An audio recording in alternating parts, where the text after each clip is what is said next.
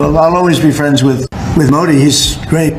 Prime Minister, he's great. But I just don't like what he's doing at this particular moment. But India and the United States have a special relationship. There's nothing to worry about. We just have moments on occasion. Sooner or later, India वापस Donald Trump और America के camp में वापस एक पांव रखेगा और अपने जो मसाइल हैं अमेरिका के साथ उनको हल करेगा। डोनाल्ड ट्रंप ने लिया है अचानक एक यू टर्न और यू टर्न में कहा है कि नहीं ऐसी कोई बात नहीं है, इंडिया को हमने नहीं खोया है, इंडिया हमारा एक सबसे प्रमुख कंट्री था, है और रहेगा। ट्रंपू पूरा पागल हो गया है। ट्रंपू जो है वो एक धोखा खाए हुए प्रेमी की तरह तड़प रहा है, जिल्टेड लवर जिसको बोलते हैं। जो फोकस दुनिया भर का भी रहा और ख़ास तौर पे भारत के अंदर भी वो यूँ महसूस होता था, ख़ास तौर पे भारत का मीडिया देख के कि ये शंघाई कोऑपरेशन ऑर्गेनाइजेशन की समिट नहीं है बल्कि रिक की समिट है, रशिया, इंडिया, चाइना की। तो ये डोनाल्ड ट्रंप जो है ना वो अपनी सियासत चला रहा है विच इज कम्प्लीटली अनइंस्टीट्यूशनल और वो बिल्कुल पर्सनल लेवल के ऊपर वो करता है।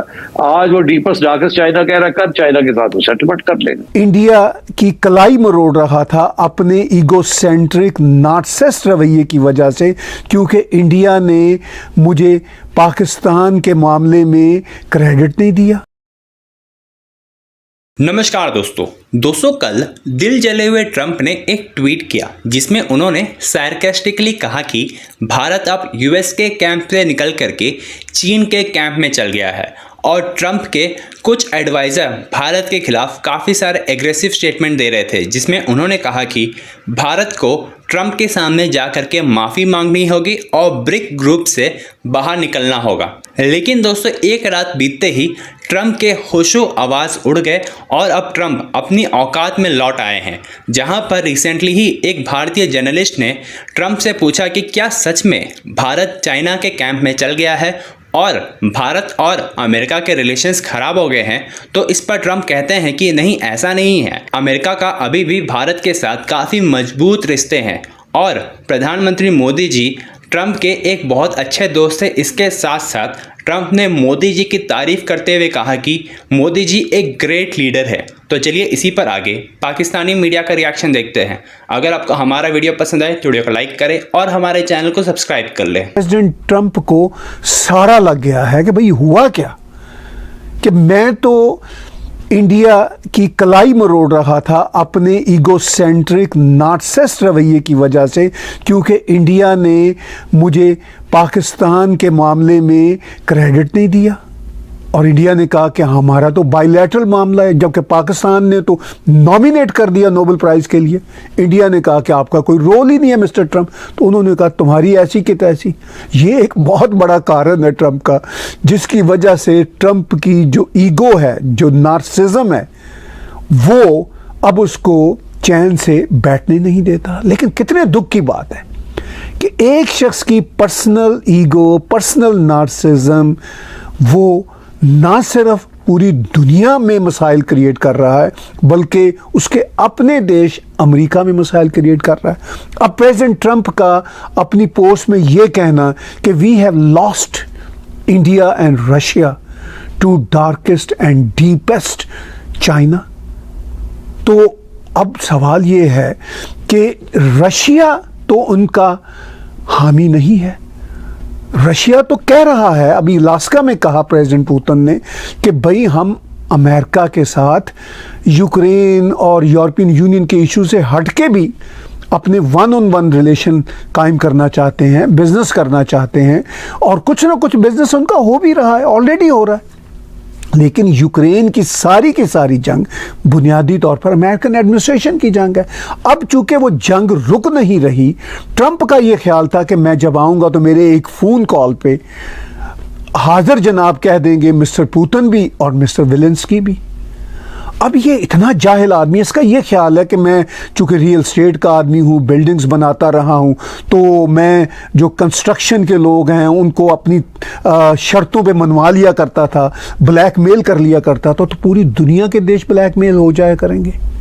अब प्रैक्टिकली तो ऐसा नहीं होता। अब वो जो कारोबार जिन टर्म्स पे ट्रंप करता रहा वो टर्म्स ही और हैं, दुनिया का जियो पॉलिटिक्स ही कुछ और तरह का है। और भारत के बारे में आई डोंट नो कैसे ट्रंप ने और उसके करीबी लोगों ने, जैसे पीटर नवारो वगैरह ने, ये तय कर लिया कि भारत उनकी जेब में है। भारत दुनिया के 4-5 बड़े स्टेक होल्डर्स में से एक देश है। भारत दुनिया की जो 4-5 आज के मल्टीपोलर वर्ल्ड में जो बड़ी सुपर पावर्स हैं उनमें से एक है। और अब इसी मसला पे जो ट्रंप ने पोस्ट किया, भारत में तो बहुत ज़्यादा खुशियां मनाई जा रही हैं कि चीन में होने वाला जो एससीओ का सरबराही इजलास था, इसमें बड़ी कामयाबियां मिली हैं भारत को, और सो कॉल्ड पाकिस्तान को बड़ा साइडलाइन लगा दिया गया है। तो ये क्या कामयाबियां हैं जिस पर भारत में जश्न मनाया जा रहा है? जश्न तो बनता है उनका, क्योंकि जो फोकस दुनिया भर का भी रहा और ख़ास तौर पे भारत के अंदर भी वो यूँ महसूस होता था, ख़ास तौर पे भारत का मीडिया देख के, कि ये शंघाई कोऑपरेशन ऑर्गेनाइजेशन की समिट नहीं है बल्कि रिक की समिट है, रशिया, इंडिया, चाइना की। जी। तो भारत में तो इसको इस तरह ही पेश किया गया, लेकिन और भी बहुत से अहम रहनुमा या ममालिक इस समिट में मौजूद थे।